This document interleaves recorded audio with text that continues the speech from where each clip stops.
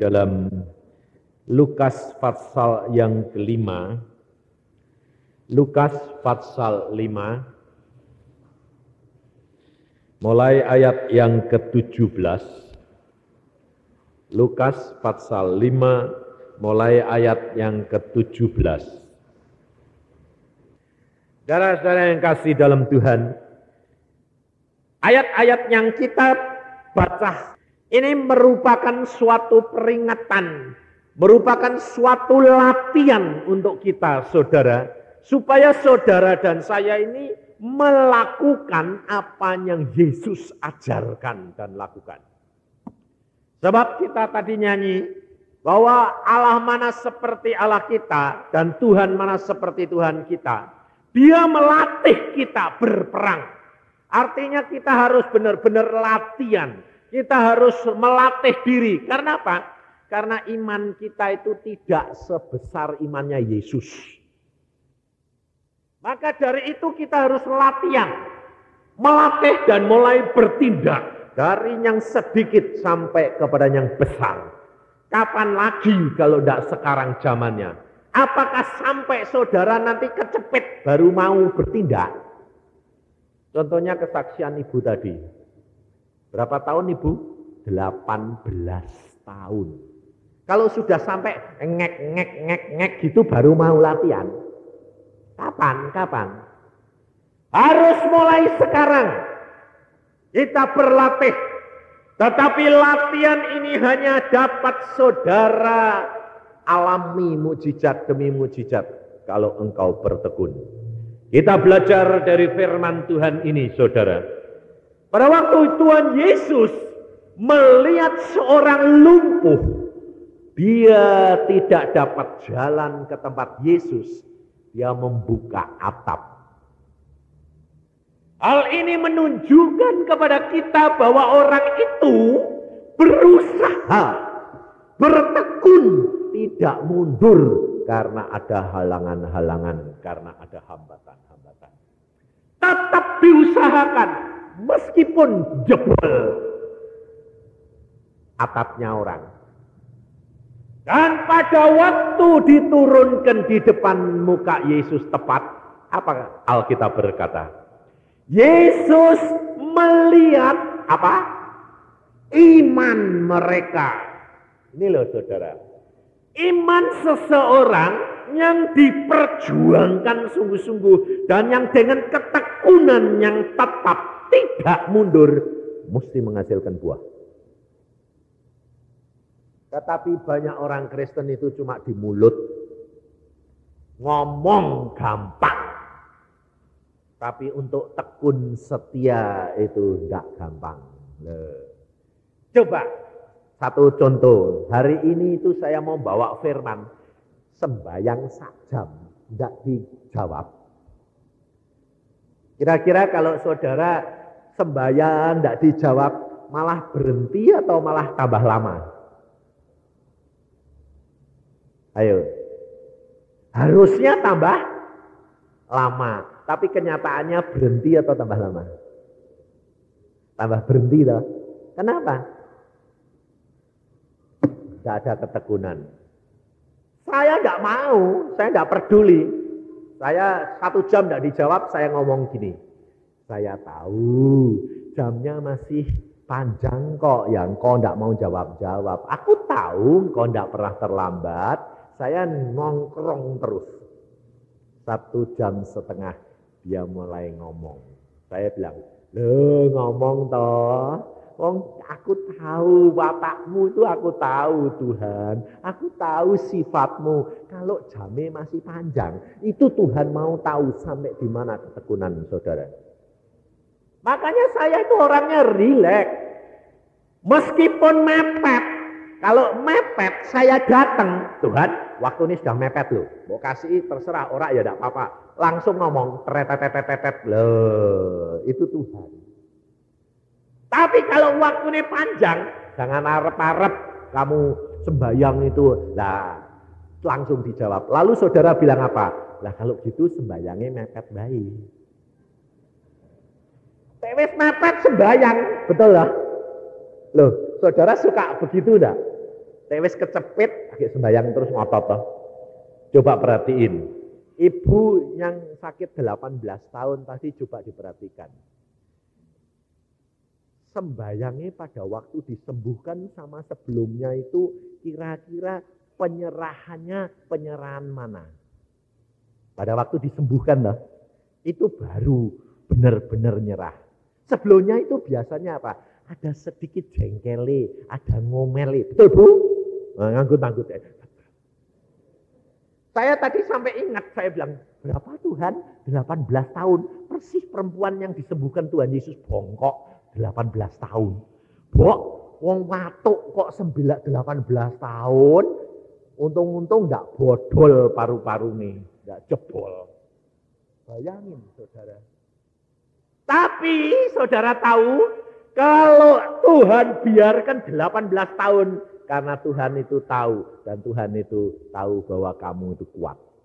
Satu, kedua, pasti engkau itu untuk membersihkan dalam hatimu ini sukar sekali.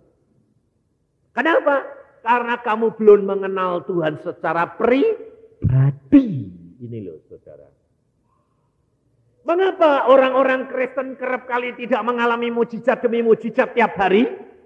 Karena mereka itu tidak mengerti wewenang yang diberikan oleh Allah kepada kita sampai di mana, wewenangnya Allah sampai di mana. Kita kerap kali mencuri kemuliaan Allah, mengambil wewenangnya Allah. Sampai di balik itu kita ini tidak tahu wewenang kita sehingga kita tidak bisa bertindak. Ini. Maka Alkitab berkata, umatku binasa karena tidak berpengetahuan, karena tidak ngerti. Maka dari itu saudara harus belajar dari Alkitab. Yesus menghargai orang yang imannya bertahan, bertekun sampai akhir. Kau akan melihat kemuliaan Allah. Ada seorang hamba Tuhan, suami istri, dikirim ke tempat, ke desa yang tidak ada orang Kristennya, yang brengsek semua hidupnya. Lalu si ibu sama bapak ini sembayang, Tuhan, wong enak-enak di kota kok dikirim ke desa sing tempat brengsek kayak gini nih, dan tidak ada orang yang benar. Lalu Tuhan berkata apa? Kalau kamu mau bayar harganya, banyak orang akan bertobat. Lalu Tuhan ngomong sama istri, malah bukan suaminya tapi istrinya. Tuhan berkata apa? Berdoa semalam suntuh seminggu 3 kali. Semalam suntuh seminggu 3 kali. Selama setahun. Kalau kamu mau menangkan jiwa-jiwa ini. Suaminya bilang apa? Dia ngomong sama suaminya, Pak, aku disuruh sembahyang seminggu 3 kali semalam suntuh. Sama siapa? Sendirian. Suaminya bilang, mana mungkin. Kalau cuma seminggu, mungkin setahun. Kira-kira kalau saudara yang dengar gitu, saudara langsung bilang apa? Bilang apa coba?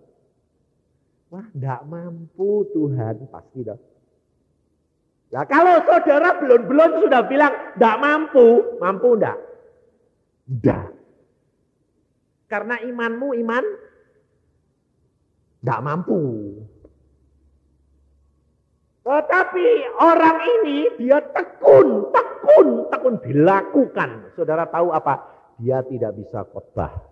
Dia cuma bisa sembahyang dan bersaksi. Apa tadi jadi? Dilakukan, dibayar, orang datang sendiri. Berbakti, bertobat, datang. Rumahnya enggak cukup, ganti rumah yang paling gede. Sembahyang terus, datang lagi penuh terus. Saudara tahu? Dan dia memenangkan banyak jiwa. hanya dengan ketekunan dan penurutan kepada Tuhan. Saudara kalau dituntut sehari sembahyang sak jam bilang, aduh enggak kuat. Makanya Anda pernah lihat mujizat toh? Nah, karena apa? Enggak tekun. Dan kita tidak tahu bagian kita itu di mana. Sehingga kita kalau punya masalah tidak pernah selesai. Saya katakan istri saya itu berdoa untuk seorang hamba Tuhan yang baik sekali. Saya lihat hidupnya itu benar. Cinta Tuhan. Sampai istri saya itu bertekun sungguhan. Tuhan, tolong si Tuhan, salah hamba Tuhan itu di mana? Wong baik semua gitu kok. Apa nih yang kurang itu apa nih kok sengsara terus? Satu malam Tuhan tunjukin dia. Lalu dia bilang sama saya, oh enggak tahu aku salah. Ternyata kok begitu. Tunjukin apa? Saya bilang. Aku ini dibawa ke rumah hamba Tuhan itu. Lalu masuk ke kamarnya, ke kamar tidurnya hamba Tuhan itu. Terus apa? Tak lihat kamar itu rapi semuanya. Spraynya pun putih, jeblis. Sampai dia bilang, oh semua rapi gini kok Tuhan. Spraynya pun putih. Kan berarti hidupnya suci, betul enggak? Oh spraynya putih. Tempat tidur spraynya putih. Suci enggak? Suci. Dia lihat ya gitu. Hamba Tuhan ini baik kok Tuhan. Hidupnya baik. Tapi Tuhan bilang, kamu lihat semuanya baik. Iya. Spraynya putih. Iya. Enggak ada yang jelek. Enggak. Tuhan berkata apa? Di bawah tempat tidurnya itu kasurnya bukaan. Waktu kasurnya diangkat sama istri saya, isinya itu nyamuk sama kutu busuk. Lalu dia bilang, lah wong nyamuk kok banyaknya kayak gitu. Dan kutu busuk. Pantesan hamba Tuhan ini sakit-sakitan kurang darah. Darahnya disepi sama nyamuk sama kutu busuk. Bayangin saudara. Dan memang kenyataan hamba Tuhan ini sakit-sakitan. Makanya dia bilang, salahnya di mana sih Tuhan? Kok sakit-sakitan, kok kekurangan terus, ndak kelimpahan, padahal hidupnya baik kayak gitu. Terus istri saya bilang, oh dalam bawah kasur itu isinya itu pengisap darah semua. Yang punya itu tahu ndak kalau di bawah tempat tidur itu banyak kutu busuk? Hah? Tante dibilang, nggak tahu. Nggak dimakan, dia tiap malam dicokoti, tik sampai darahnya habis. Ngerti enggak? Loh, ngerti enggak? Saudara ini kalau punya tempat tidur ada kutu busuk, tahu enggak? Terus dicari apa enggak? Dimatiin enggak? Ini enggak, dipelihara. Lah, akhirnya hidupnya tidak keberkatan dan selalu sakit-sakitan. Saudara tahu? Karena ada apa? Ada dosa yang tersembunyi. Betul? Hidup kekristenan saudara. Orang lain tuh melihatnya itu mulus. Kalau datang ke persekutuan, ke gereja setia, pakaiannya baik-baik, mulus. Jadi hamba Tuhan kelihatannya mulus, tapi belum tentu. Maka dari itu kekristenan harus tanggung jawab sendiri-sendiri. Kalau engkau tidak beres, gantung sama Tuhan. Maka dari itu kita harus menyadari bahwa Tuhan itu melihat tiap-tiap usaha dan iman seseorang pribadi demi pribadi. Allah tidak melihat cara kerjamu, tapi Allah melihat motivasi hatimu.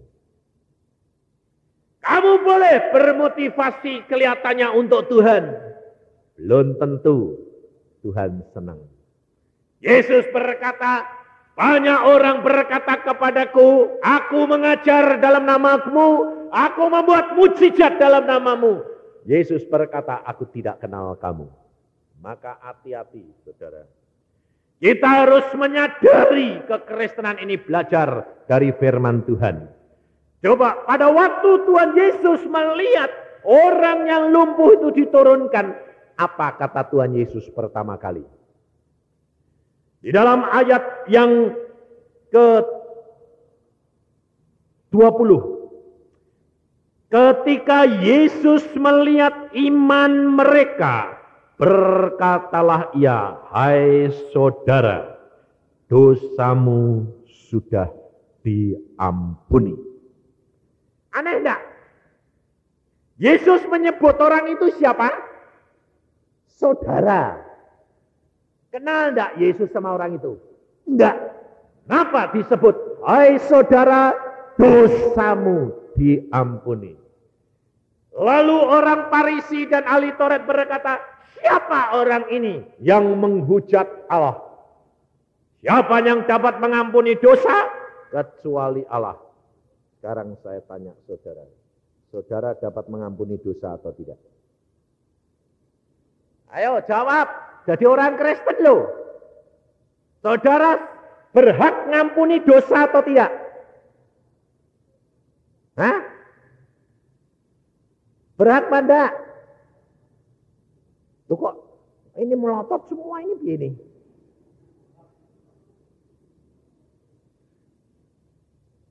Sekarang yang bilang berhak saya tanya.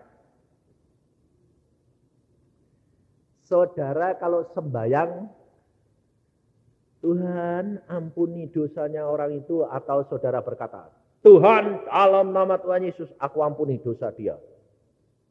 Atau saudara minta Tuhan yang ngampuni. Ayo. Ayo. Hah? Kamu yang mengampuni atau Tuhan Yesus yang kamu minta kena ngampuni? Nah, saudara tahu. Yuk kita baca. Di dalam Yohanes, supaya saudara itu praktek gitu loh. Kenapa kita hidup orang Kristen ini, masalah kita tidak selesai. Karena saudara tidak tahu wewenang saudara. Di dalam Yohanes pasal yang ke-20, ayat 22 dan 23. Dan sesudah berkata demikian, Yesus menghembusi mereka dan berkata, terimalah Roh Kudus. Jikalau kamu mengampuni dosa orang, dosanya diampuni. Dan jikalau kamu menyatakan dosa orang tetap ada, dosanya tetap ada. Kamu berhak ngampuni enggak? Berhak. Ngerti? Tapi kalau kamu berhak ngampuni, harusnya berdoanya bagaimana? Doanya bagaimana? Apa masih yang lama? Tuhan, ampuni dia. Itu kerap kali kamu sembayangi gitu dah. Karena kamu tidak tahu. Kamu harus berkata, sesuai dengan firman-Mu Tuhan, kalau aku ngampuni, dosa orang itu bebas. Karena Engkau yang memberi hak kepadaku. Kalau Engkau sudah dihembusi Roh Kudus, Engkau sudah punya Roh Kudus.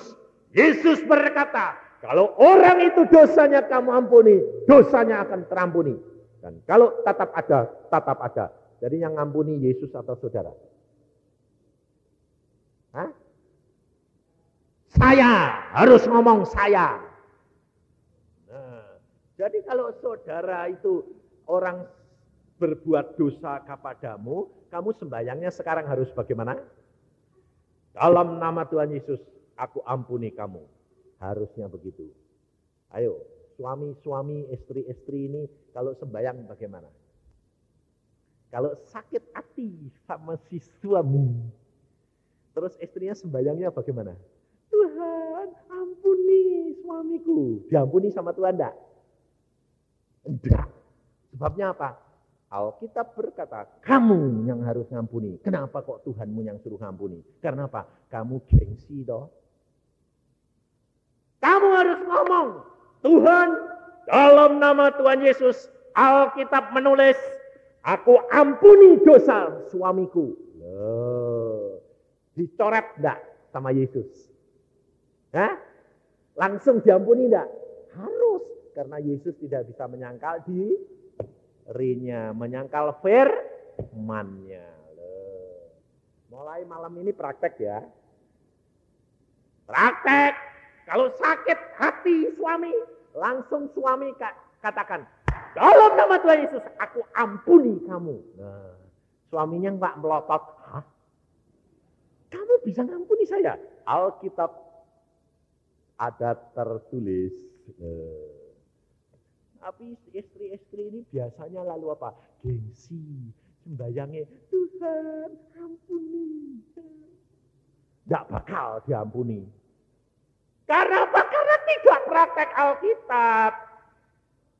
Karena saudara tidak tahu batas wewenang yang Tuhan berikan kepada saudara. Lain. Alkitab berkata, jikalau engkau tidak ngampuni, engkau pun tidak diampuni. Maka dari itu suami-suami juga harus praktek. Lakukan. Kalau kamu sakit hati, langsung ampuni. Langsung berkata. Sebab apa? Sebab hal ini saya alami sendiri. Kalau sudah saudara tahu, rasanya itu damai sejahtera yang luar biasa. Mengapa? Karena kita menjadi pelaku-pelaku firman. Tetapi jikalau engkau tahu bahwa engkau berbuat dosa, mamanya suami dan istri ini, lalu yang satu sakit, lalu makanya saya bilang apa? Suami istri harus sembahyang tiap hari, bersama-sama. Kenapa? Maksud saya itu apa? Ini loh. Sebab kalau sembahyang sama-sama, lalu istri berkata, sebab saya kerap kali kalau sembahyang sama istri saya tidak tahu kalau saya ini kata-kata saya menyakitkan hati dia itu kerap kali tidak tahu. Tahu-tahu istri saya sembahyang, Tuhan aku ampuni suamiku. Hah? Lah aku madek toh. Salah apa aku? Lalu saya sembahyangnya bilang apa? Jangan lalu gengsi. Aku salah apa? Kok mau ampuni? Ya kamu harus bilang, oh Tuhan aku menyakitkan hati dia. Tuhan aku minta ampun. Istriku aku minta ampun. Harusnya gitu, jangan malah gengsi. Aku salah apa? Kok mau ampuni kamu? Makanya ribut ini terus berlarut-larut. Tetapi jikalau engkau berdoa bersama, langsung kamu mau menjadi pelaku firman. Aku ampuni engkau suamiku. Wah langsung deket. Aku salah. Ampuni aku istriku. Langsung damai sejahtera enggak? Sukacita enggak? Iya. Tidurnya nyenyak enggak? Iya. Enggak tidur satu mungkur sana, satu mungkur sana. Berkati hilang. Ini loh saudara. Karena apa? Karena engkau tidak menjadi pelaku firman. Maka dari itu kita harus tahu wewenang kita. Sampai di mana wewenang kita? Kita sudah diberikan oleh Allah, Yesus Kristus, dihembusi akan Roh Al-Kudus. Kita sudah menerima Roh Al-Kudus, kita punya wewenang mengampuni orang lain yang berbuat dosa terhadap kita. Lakukan. dunia rumah tanggamu akan menjadi satu dunia rumah tangga yang penuh dengan bahagia. Karena apa? Menjadi pelaku firman. Maka dari itu saudara, Yesus pada waktu dia berkata, "Hai saudara, dosamu sudah diampuni." Yesus memberikan contoh. Lalu pada waktu ahli Taurat dan orang Farisi berkata, "Siapa yang dapat mengampuni dosa?" Yesus berkata,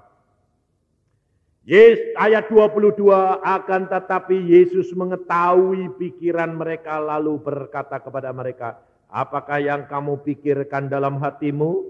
Manakah lebih mudah mengatakan dosamu sudah diampuni, atau mengatakan bangunlah dan berjalanlah? Tetapi supaya kamu tahu bahwa di dunia ini," perhatikan, bahwa di dunia ini Anak manusia berkuasa mengampuni dosa. Saudara, ini anak manusia atau anak siapa? Hah? Ayat-ayat ini berkata apa? Tidakkah kamu tahu bahwa anak manusia itu berkuasa mengampuni dosa? Saudara dan saya menjadi anak Yesus. Anak manusia yang diartikan di sini adalah anak Yesus. Yesus berkata, "Jikalau engkau melakukan firman-Ku, engkau di dalam Aku dan Aku di dalam kamu. Engkau dan saya menjadi anaknya Yesus." Anak manusia enggak? Berkuasa mengampuni dosa enggak? Mulai malam ini berkata, kamu punya kuasa ya. Jangan bilang lagi bahwa Tuhan suruh ngampuni. Kamu ngampuni dosa. Tapi engkau harus tahu bagaimana caranya. Jangan sembarang wong mbok ampuni dosane. Salah.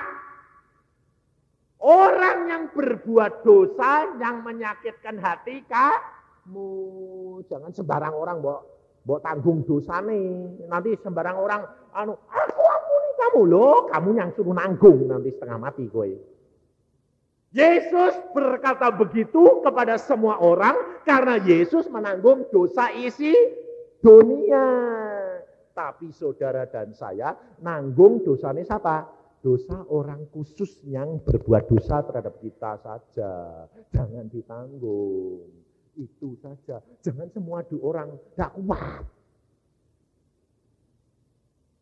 Makanya ada orang sakit. Sakit apa? Sakit jantung. Sakit apa? Sakit lumpuh. Karena apa? Tidak ngampuni. Karena sakit hati. Tapi orang ini saya tanya, sudah ngampuni? Sudah. Aku sudah sembahyang buat dia. Puluhan tahun. Tak sembahyang terus. Tuhan ampuni. Tuhan ampuni. Aku sudah minta kenampun. Loh, kamu sudah ngampuni? Ya wis tak lupa no, tapi kadang-kadang nempel. Loh. Kira-kira kalau kadang-kadang nyentel, itu sudah diampuni apa belum? Belum. Nah kalau dosa saudara sama saya itu di hadapan Yesus kadang-kadang nyentel, lah susah dosanya numpuk terus. Kenapa saya bilang, kenapa kamu tidak ngampuni? Sudah. Loh kok sudah bagaimana? Kamu ngomongnya bagaimana? Tuhan ampuni. Loh, lah kok Tuhan yang suruh ngampuni dia? Loh, yang dapat ngampuni dosa siapa? Kamu, saya. Saya manusia biasa itu persis orang ahli Taurat dan orang Farisi.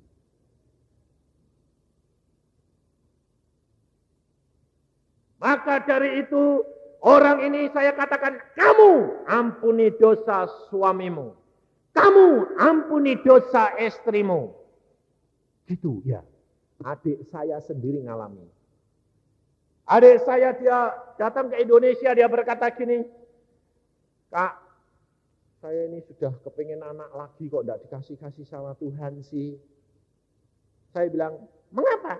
Tidak tahu. Sudah berdoa? Sudah. kasih.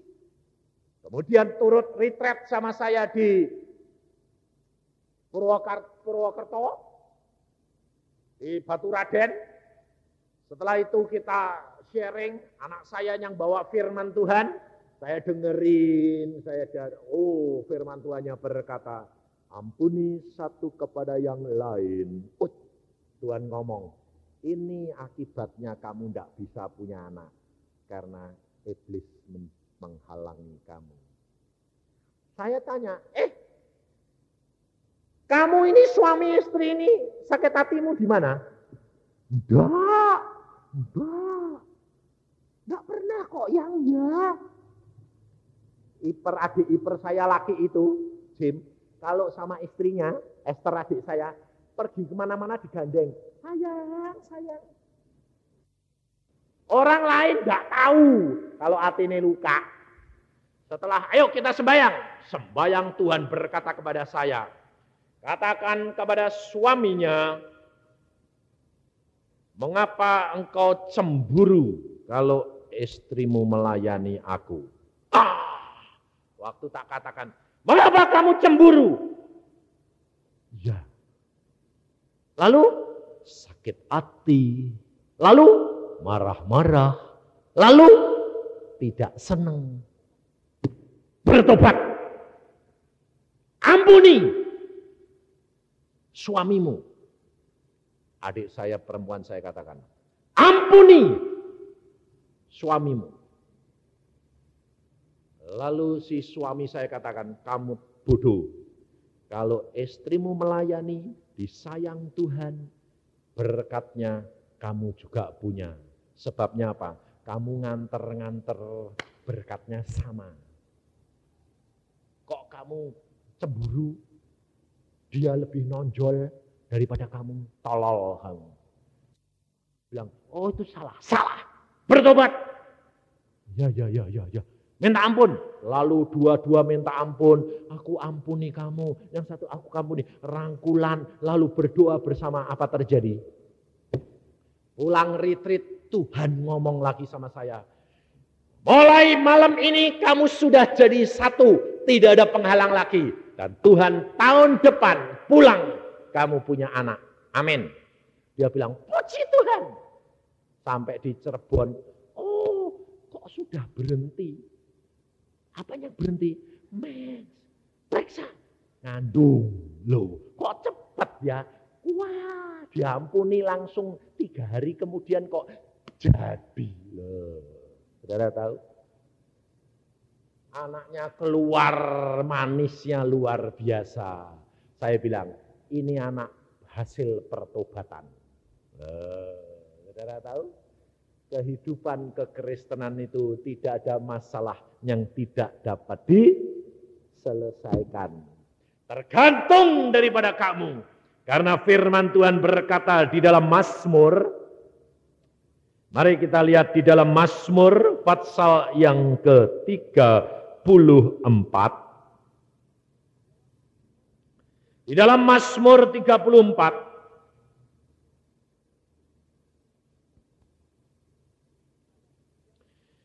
Ayat yang ke-16. Ayat 15 mulai. Jauhilah yang jahat, lakukanlah yang baik, carilah perdamaian dan carilah perdamaian dan berusahalah mendapatkannya. Bukan hal yang gampang, saudara, untuk mengusahakan perdamaian, mengampuni. Ini adalah permulaan daripada perdamaian. Usahakan. Dan untuk mendapatkannya, kemudian mata Tuhan tertuju kepada orang-orang benar dan telinganya kepada teriak mereka minta tolong. Wajah Tuhan menentang orang-orang yang berbuat jahat untuk melenyapkan ingatan kepada mereka dari muka bumi. Apabila orang-orang benar itu berseru-seru, maka Tuhan mendengarnya dan melepaskan mereka dari segala kesesakannya. Untuk saudara dan saya menjadi benar di hadapan Allah, saudara harus mengampuni dosa-dosa orang. Karena Yesus sudah berkata, jikalau engkau tidak mengampuni, engkau tidak diampuni. Berarti engkau tidak akan dibenarkan oleh Allah. Maka dari itu kita harus mengusahakan perdamaian ini apa? Rendah hati yang utama. Mau mengampuni, mau mengaku. Yang satu kalau sakit hati, engkau berdoa mengampuni. Yang satu sedia untuk minta ampun.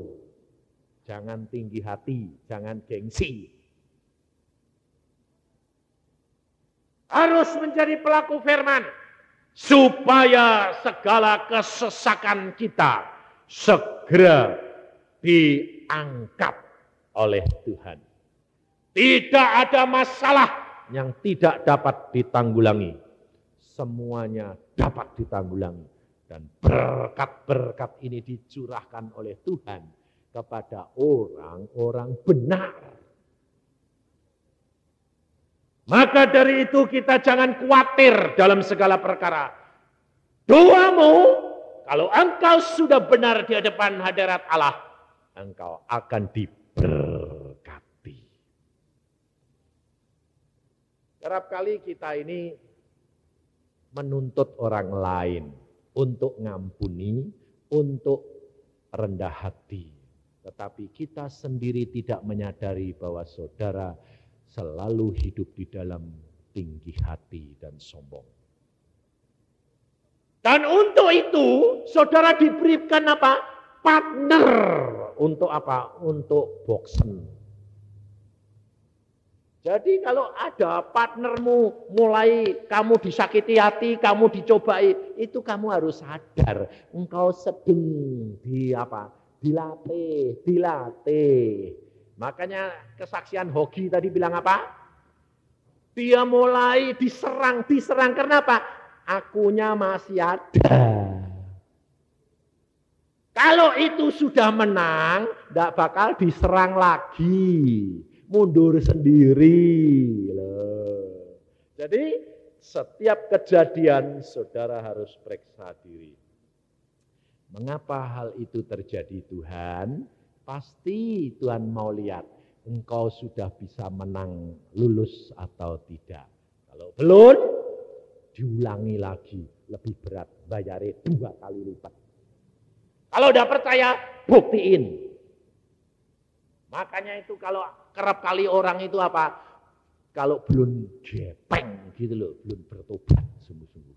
Makanya saya kalau berdoa begini, Tuhan itu kasihan dong Tuhan. Tuhan bilang kasihan atau perlu saya ajar? Saya kalau berdoa untuk saudara saya, untuk anak saya, kalau saya kasih tahu tidak mau, doa saya apa? Tuhan prosesen, kalau perlu keplok, pukul, gepeng. Baru bertobat. Yang penting selamat jiwanya. Ya dah. Tapi saudara kerap kali kalau berdoa bilang, jangan Tuhan, sayang si Tuhan, tobatkan saja, jangan dipukul.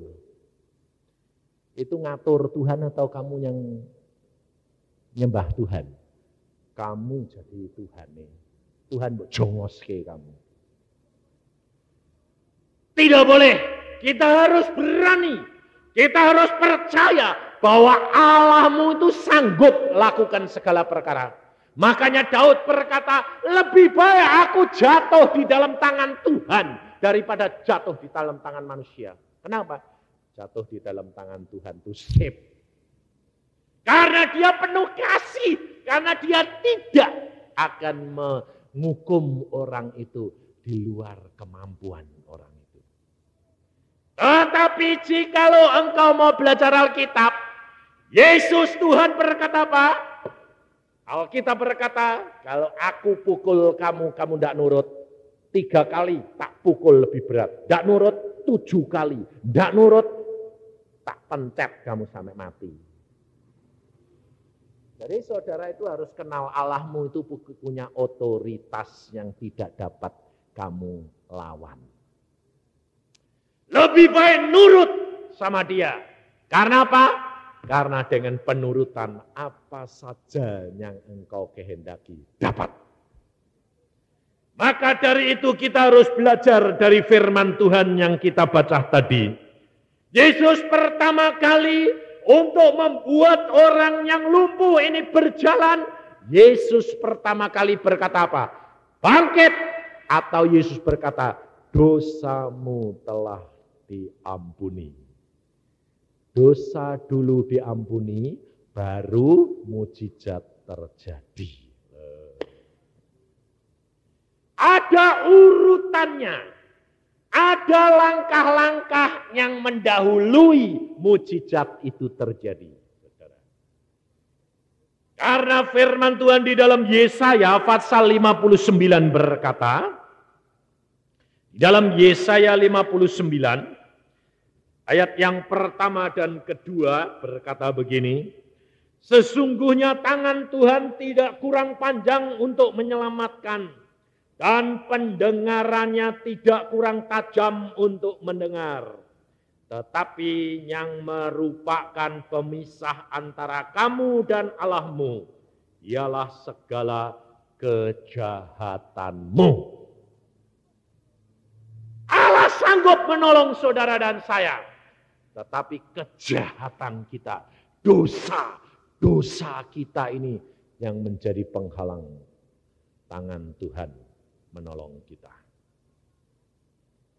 Karena apa? Karena kita tidak menyadari wewenang yang Allah sudah berikan kepada kita. Dan kita kerap kali apa? Mencuri kemuliaan Allah. Ada seorang, dia ayah seorang yang kaya raya. Ternyata dia kena stroke. Karena tekanan darah tinggi, lumpuh. Dan liurnya terus keluar terus. Jadi mesti bawa anduk. Karena apa? Lumpuh. Saya tanya, kenapa ini bapak ini kok lumpuh? Waduh Pak, kalau bapak tahu penderitaannya, kasihan sekali. Kenapa?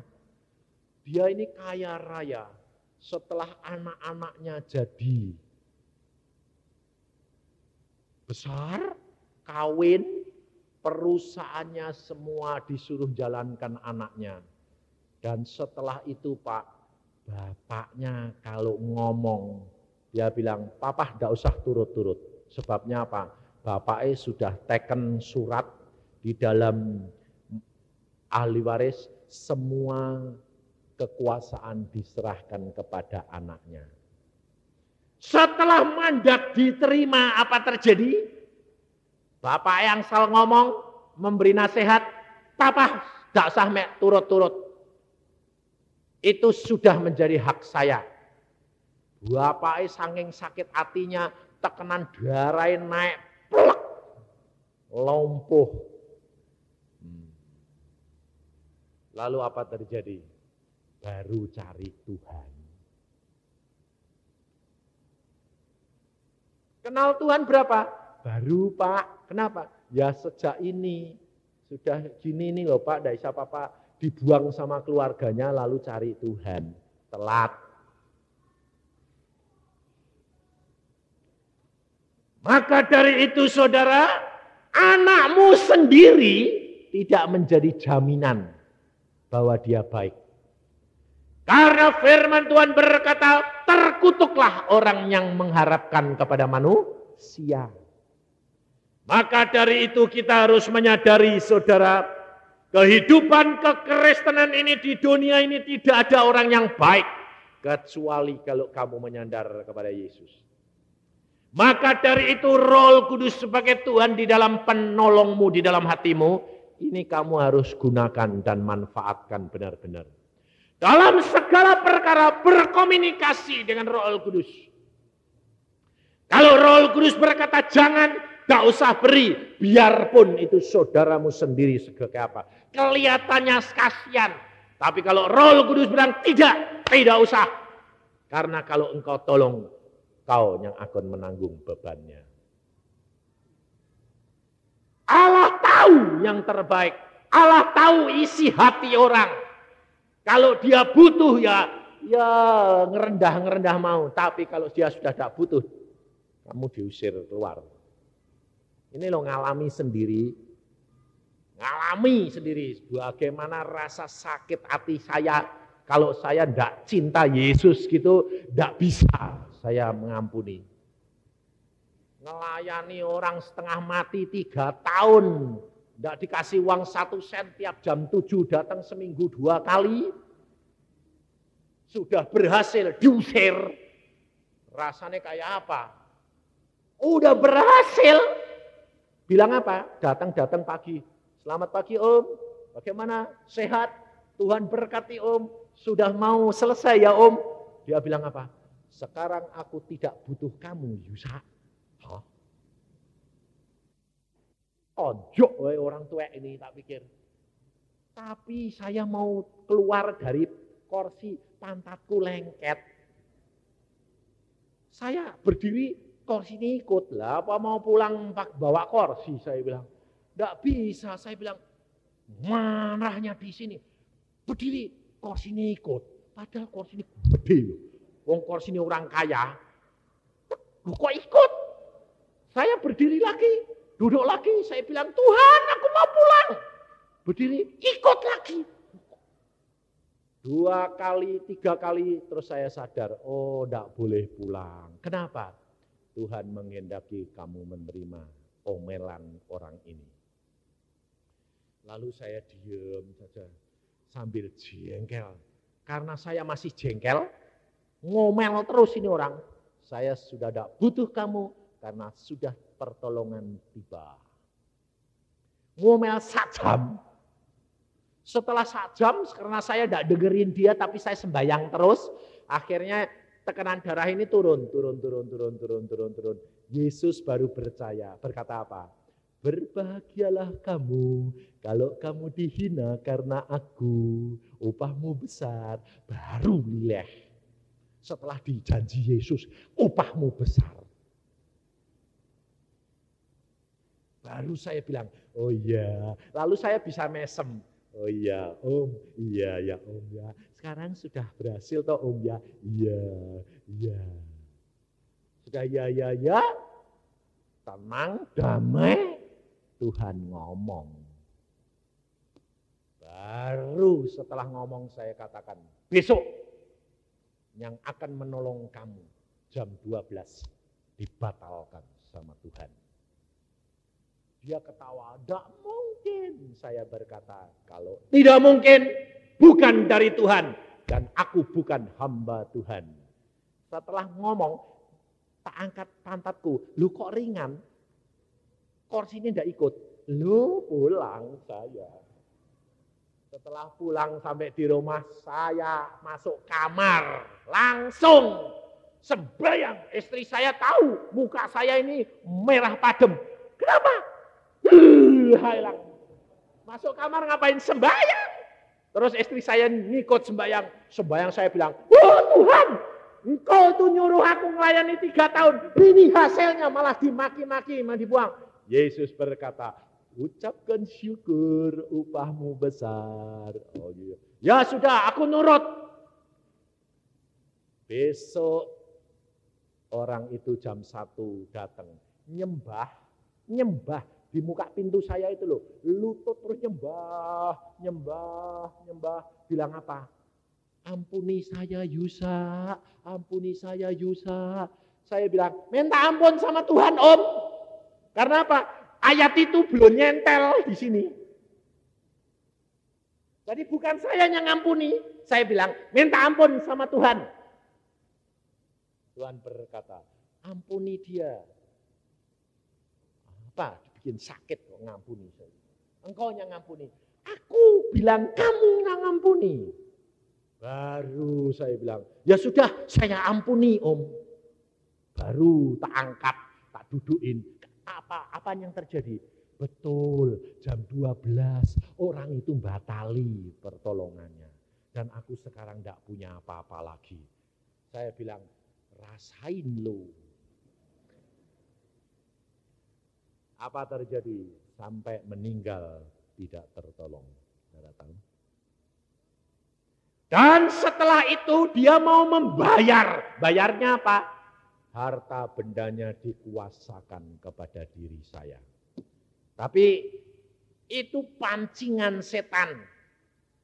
Kembali dia berkata, Pak, ini Yusa sekarang kuasai semua. Saya bilang, tidak. Pelayanan saya tidak dibayar oleh harta dunia. Tapi oleh Yesus. Bukan karena tapi karena Yesus. Saya tidak mau. 1 sen pun saya tidak mau ambil. Saya kasih kembali. Saya tidak mau.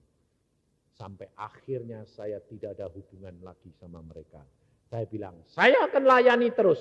Dan kembali saya melayani tiap minggu 2 kali, saudara. Sampai mati. Bayangin. Dan karena ketekunan dan karena penurutan ini, Yesus berkati saya berlimpah-limpah. Maka dari itu, saudara, engkau harus mengampuni lebih dahulu. Setelah pengampunan, mukjizat akan terjadi mengikuti.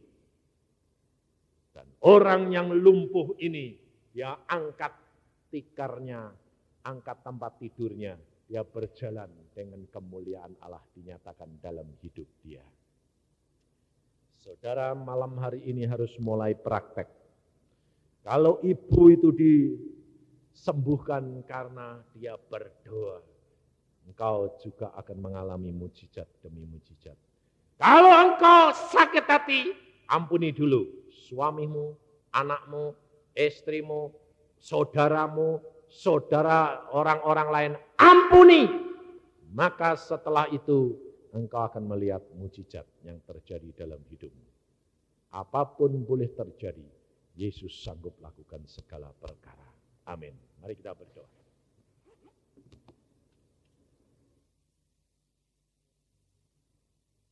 Dan firman-Mu sudah hamba sampaikan.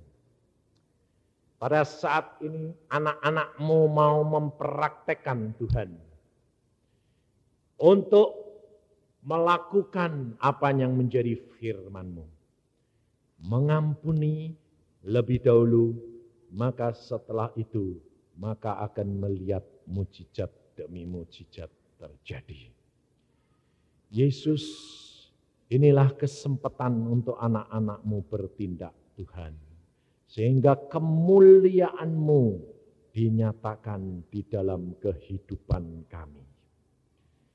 Ampuni anak-anak-Mu Tuhan.